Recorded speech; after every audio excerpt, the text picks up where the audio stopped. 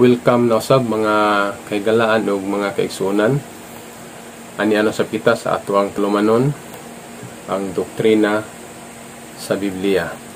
Ang ato ang pagatunan karon mga higala, mga kaigsunan, atong tun-an na po ning lain na po nga topiko kining makita makaplaga nato sa Hebrehanon City versikulo 12. Kay kining teksto higala daghan kaayong nagamit ani labi na gyud sa mga protestante o mga evangelical, ilan ning gigamit nga kuno ang napulo ka sugo giilisda na. Kay kung naay pag-ilis sa pagkasaserdote, naapoy pag-ilis sa sugo. Pero kung atong sa napulo ka sugo, ilang gi-repair ni nga ang napulo ka sugo giilisa na. Pero kato pong pangutanon no, unsa ilang giilis, unsa mo pwede gipuli, dili po sila makasulti unsa gipuli. Kaya pananglitan kaya anang sugo nga di ka magbaton og Dios o giilisan unsa man po'y iilis, so magbato na. Kaya anang ikaduhang sugo nga di ka maglilok, di po ka muyukbo, kunya og ilisan asya unsa man po'y iilis. Nya ikatulong sugo dili mo gamiton ang ngalan sa Ginoo sa pagpasipala, unyag ilisa na, so ilisan og magpasipala. So ilang gikuan nga ang napulo ka sugi giilisan, pero kung ato silang pangutan-on kung sa giilis, dili po nila masulti kung sa giilis. Kaya anang ikaapat nga sugo hinumduman mo ang adlaw igpapahulay aron sa pagbalaan ini, muna ang adlaw nga Sabado, kapitong adlaw.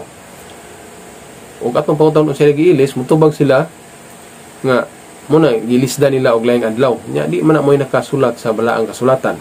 So karon atong tan-awon kung sa katinuod ni nga ang napulo ka sugo matod pa nila giilisa na dinhi sa Hebrehanon City versikulo 12 atong tan-awon higala. Akong basahon. Kay kun adunay pag-ilis sa pagkasaserdote, kinahanglan usab adunay pag-ilis sa kasuguan. Kining pag-ilis dinhi duha man ni. Pag-ilis sa pagkasaserdote mo ato ang sulbaron karon mo ito husayon. Kay kun adunay pag-ilis sa pagkasaserdote, nganong ilisan man ang pagkasaserdote o kinsa poy ipuli. Kay ilisan god. Nya kini kinahanglan usab adunay pag-ilis sa kasuguan. Unsa nga kasuguan ang giilisan ani? Okay, sa tinuod mga kahigalaan, wa gilabot ang napulo ka sugo ani. Di man angay ilisan ang napulo ka sugo. Kanang dili ka mangawat, dili ka magpatay, angay bire na ilisan. Angay bire na bayluan og lain nga sugo nga maayo man kayo. So ato ni husayon karon higala, tan-aw na to ang konteksto ug unsay ibot gipasabot na ini. Diri ta magtuyok-tuyok ani nga mga puntoha mga higala. Nganong naa may pag-ilis sa pagkasaserdote? Ngano day tuod no? Atong tan-awon higala ha. Hebrehanon City diritas kapitulo 7. City 12 man tong ganiha nga kinahanglan adunay pag-ilis sa pagkasaserdote. Ato sa ning tubago ning nganong mag-ilis man sa pagkasaserdote. Ikaduha, nganong aduna may pag-ilis sa kasuguan. Ngano bitaw pud kahano nga naa may pag-ilis sa pagkasaserdote? Atong tan-awon Hebrehanon City versikulo 23. Akong sahon. Ang naunang mga saserdote daghan, kay dili man sila mulungtad sa katungdanan tungod sa kamatayon. Mao day nga kinahanglan jud nga ilisan ang mga saserdote kay daghan ra kay sila. Kay nganong daghan sila? Kay magpuli-puli sila tungod kay di man sila mulungtad tungod sa kamatayon. Ilisdan sa saserdote nga dili na mamatay. Kay ang saserdote mamatay, nya puli-pulihan siya. Mong daghan ang saserdote, mo nang gikinahanglan day nga pulihan. Unsa nga klase ang pagkasaserdote ang ipuli? Unsa nga klase ka sa pagkasaserdote ang ipuli? Atong tanawon grita sa Hebrehanon City versikulo 26 diri las ubos atong basahon. Akong basahon. Kay angay alang kanato ang pagpakabaton sa maong labaw nga saserdote balaan, walay sala, walay lama, linain gikan sa mga makasala tinuboy ngadto sa kahitasan, labaw pa sa kalangitan. Nakinahanglan di ay nga ang mga saserdote kinahanglan ilisan kailisan og saserdote nga kanang balaan, walay sala, walay lama nga saserdote. Mo day nay rason nga kinahanglan ilisan ang mga saserdote. Kay ilisan man ang saserdote o kanang walay sala o walay lama, unsay prueba nga ang unang mga saserdote na isala atong naugan sa maog hapon nga kapitulo dinhi sa 27. Nag-ingon akong basahon, lahi sa uban nga mga labawng saserdote, siya wala magkinahanglan sa adlaw-adlaw nga paghimog mga halad inihaw. Nahauna alang sa iyang kaugalingong mga sala o unya alang sa mga sala sa katawhan. Kaya ang unang mga saserdote, before sila magserbisyo dito sa tabernakulo, una maghalad sila og karniro para sa ilang kaugalingon, para sa ilang kaugalingong sala. Ikaduha, maghalad din sila og karniro para sa mga katawhan. So ang ipuli nga saserdote katong dili na maghalad og sala para sa iyang kaugalingon, kundi maghalad na lang og dugo para sa mga katawhan. Katong nga saserdote mao'y ipuli. Kay ang saserdote kaniadto, kung atong padayon og basa dinhi sa 27, na ingon kay kini gihimo niya sa makausa og sa wala nay pagsubli sa paghalad niya sa iyang kaugalingon. Kay ang kaniadto nga mga saserdote higala maghalad sila adlaw-adlaw. Pero sa diha nga si Kristo na wala nay pagsubli kausara sa paghalad niya sa iyang kaugalingon. Kay sa gihalad ni Kristo iyang kaugalingon, lahi sa unang mga saserdote nga naghalad sila adlaw mao nga kinahanglang ilisan og saserdote. Karon kinsa man ni siya ang gipuli sa pagkasaserdote? Kinsa man ang gipuli sa pagkasaserdote ka nga nganong ilisan man ang mga unang mga saserdote? Atong tan-awon din si Hebrehanon 4 versikulo 14. Akong basahon.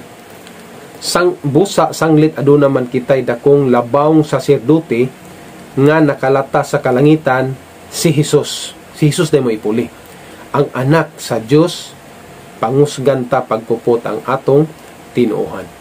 Ang mga saserdote kaniadto ilisan kisay ilis si Jesus. Ilisan og dili na kausara mohalad og dili na dayon mamatay.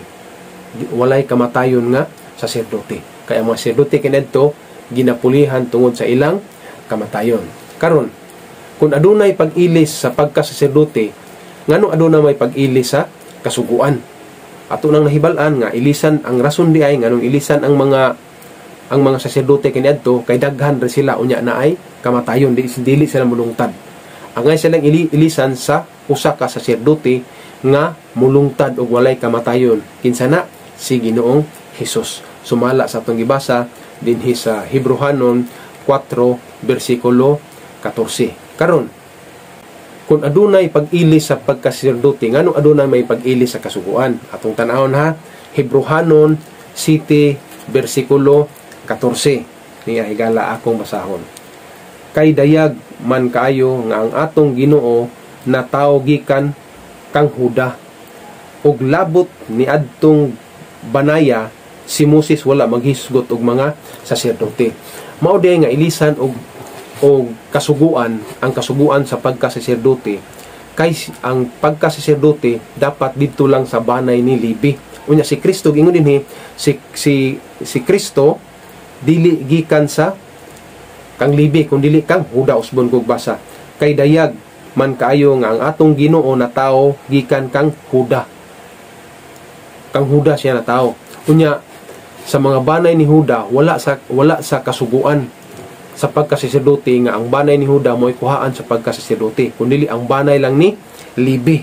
Katong 12 ba ka mga 12 tribes of Israel. Ingon day dinhi og labot ni adtong banaya si Moses wala maghisgot og mga saserdote. Si Moses wala maghisgot sa pagkasaserdote sa banay ni Huda. Unya si Kristo gikan man dito sa banay ni Huda. Mao nga ilisan ang kasuguan sa pagkasaserdote. Kay si Kristo man God nahimong saserdote nga wala magsubay sumala sa kasuguan, may tungod sa lawas nun nga kagikan. Kay kung sa kasuguan pinaagi sa lawas nun nga kagikan, si Kristo dili mo pitin, dili mo haom, kay sumala sa ilang kasuguan kaniadto, sa ilang gisugo ni Moses nga ang mga libihanon nga nagserbisyo sa simbahan sa tabernakulo, mga kaliwat lang yun ni Libi. Unya kay gipulihan man ni Kristo nga dili sa kaliwat nga lawas nun. Atong basahon Hebrehanon 7 bersikulo 16.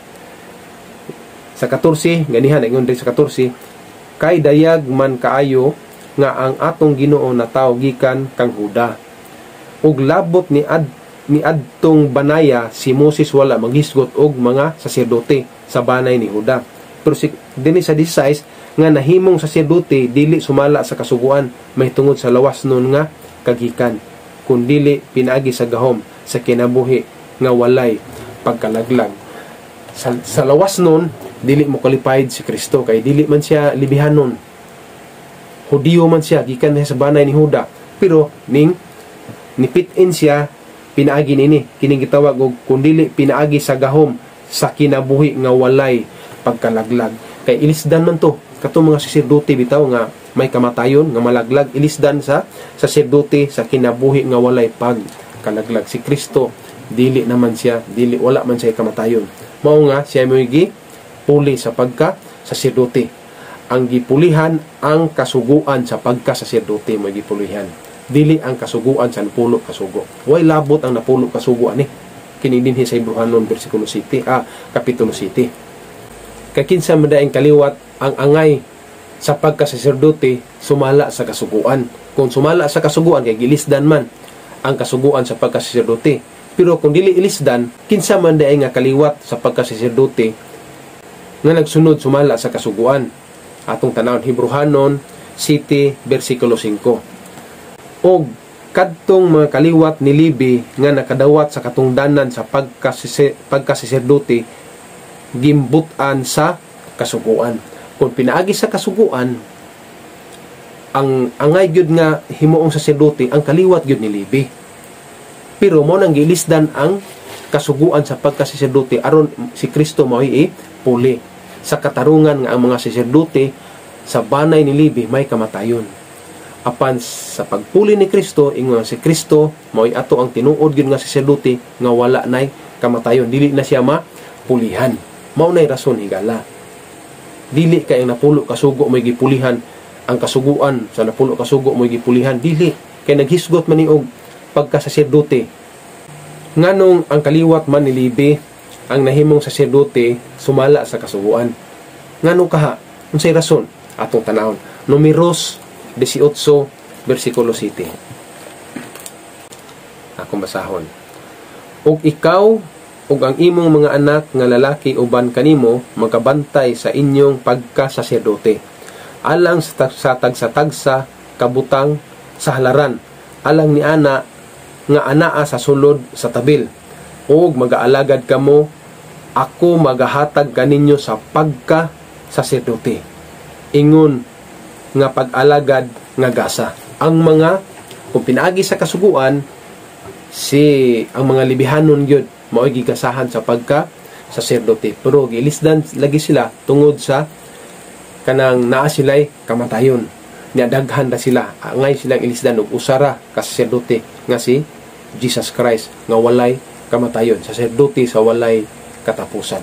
Karon ingon nga kaliwat ni Libi ang mahimong saserdote unsa man ang ilang mga panunundon. Atong tanaw na ingon nga unsay mga panunundon sa mga kaliwat ni Libi. Ingon nga sila mga saserdote sa unang panahon sa wala pa sila mailisdi ni Jesus Christ. Números 18 bersikulo 20 atong masahon ni gala ni anak ingon. Og si Yuba maingon kang Aaron, ang ilang yuta ikaw walay panunundon. Ang mga libihanon, ang kaliwat ni Libi, walay panunundon. Bisan sa tilawala nila, wala kaing pahat, wala silibahin. Nganuman, ingon si Yuba, ako mo ang imong pahat, o ang imong panunundon sa tiliwala sa anak sa mga Israel. Ang bahin dahil sa mga libihanon, ang Diyos. Ingon ang Diyos nga, wala kay bahin. Pag sulod nila sa Kanaan, ang mga kaliwatan ni ang 12 tribes of Israel, silang Ruben, silang Benjamin, Isakar, Naphtali, daghan sila 12 guna sila kabuok. Ang 11 ay bahin nga yuta, gitagaan sila mga yuta nga ilang mauma, tagaan sila mga hayop. Pero ang mga Levihanon wala tagay yuta, kaya ang ilang bahin ang naa diha sa Ginoo, ang mga butang nga balaan diha sa Ginoo. Unsa maning mga butang nga balaan nga gikan sa Ginoo nga ilang mapanunod? Diri sa 18:21 lukso ta sa 24 ni amo ni ilang panulundon higala niya. Og ani karon gihatag ko sa mga anak ni Levi ang tanang mga ikapulo sa Israel alang sa panulundon. Ang ilang panulundon higala dili na yuta. Ang ikapulo mo ilang panulundon. Dili sila mo trabaho. Ang ilang trabaho diha ra sila magserbisyo sa templo. Mao nga ang ilang panulundon mao ang ikapulo nga tumba sa ilang pag-alagad, kay sila nag-alagad sa templo. Bisan sa pag-alagad didto sa balong-balong nga pagatiguman. Sumao din na higala. Mo din na ang rason nga sila walay bahin sa yuta, kay ilang bahin mao di ang tanang ikapulo. Katong 11 ka banay manarbaho to, pero ang ikapulo mo ilahang bahin. So 24 kay ang ikapulo sa mga anak sa Israel nga ilang gihalad ingon nga halad nga binayaw kang Hiyuba, akong gihatag nga panulundon sa mga Levihanon. Tungod ni ana giingon ko kanila sa taliwala sa anak sa Israel, sila walay panulundon. Wala sila panulundon nga yuta, pero ang ilang panulundon ang mga halad og ikapulo. Mao na sa balaod. Mao na nga ang sa balaod ay mao na nga giingon dinhi nga ang diri sa Hebrehanon 7:12 nag-ingon man nga kung adunay pag-ili sa pagkasaserdote, aduna po'y pag-ili sa kasuguan. Unsay rason nga ilisan ang pagkasaserdote? Tungod kay daghan sila, ug ang pagkasaserdote sa banay ni Levi naay kamatayon.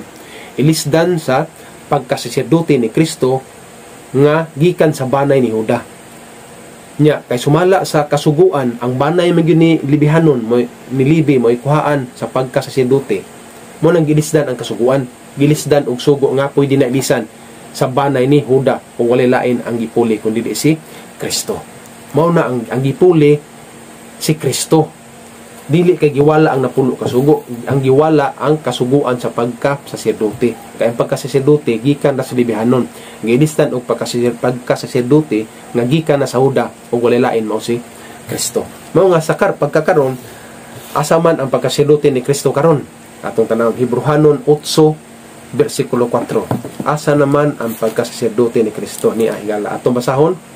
Karon kun siya ani apa sa yuta, dili gayud unta siya mahimong saserdote. Sanglit dinhi sa yuta aduna may mga saserdote nga maghalad og mga gasa sumala sa kasuguan. Si Kristo wala masaserdote ani yuta, kundi dito siya saserdote sa langit. Dugang pahigala Hebrehanon 9 versikulo 11 niya. Akong basahon.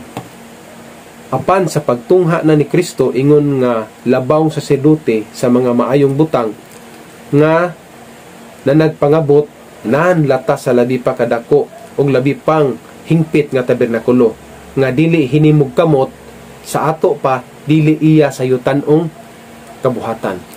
Ang pagkasaserdote ni Kristo dili ani yuta, kundi dito sa langit nun nga kabuhatan, dili ani yuta. Last nga teksto higala Hebrehanon 8 versikulo 1, kung asa gyud si Kristo nahimong saserdote karon ni higala. Last nga teksto karon ang lintunganay sa among gisulti mao kini, aduna kita niining maong labaw nga saserdote nga mao si Kristo nga nagalingkod sa tuo sa trono sa hanglangdon didto sa mga langit. Ang pagkasaserdote ni Kristo ni puli si Kristo dili sa pagkasaserdote ini yuta, kundi ni puli si Kristo sa pagkasaserdote dito sa langit. Kaya ang pagkasaserdote din ni si yuta, sila mo'y mga tubang sa atong sala, pero karon si Kristo na mo'y nangatubang sa ato ang sala.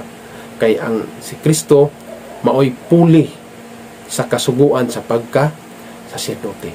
kining Hebrehanon City 12 higala, dili ang kasuguan, dili ang napuno kasugo mo gipulihan, kun dili ang kasuguan sa pagka saserdote. Ngano? Kay kung tumanon ang kasuguan sa pagka saserdote, ang mga libihanon mo ay himuong saserdote. Mao nang giilisdan og banay ni Juda nga mao si Kristo. Kay kung dili ilisdan, dili mo qualified si Kristo sa pagka saserdote. Unya nganong ilisan to mga saserdote sa una? Kay ang saserdote sa una may kamatayon. Pulihan ni Kristo nga saserdote nga walay kamatayon. O daghang kayong salamat higala sa inyong pagtanaw. Hinaot kato nga mga apunto ha, makatabang nato sa pagsabot. Kung imong nakita nga mapuslanon para sa ato, ayaw kalimot higala sa pag-share unya pag-subscribe. Kay sa imong pagbuhat sa ingon, nakatabang ka ni ini nga programa, unya nakatabang pugkas pagpakaylap ini nga mensahe ngadto sa uban. Daghang salamat higala sa imong pagtan-aw ug sa imong pagpatalinghog. Ang Ginoo magapanalangin kanatong tanan.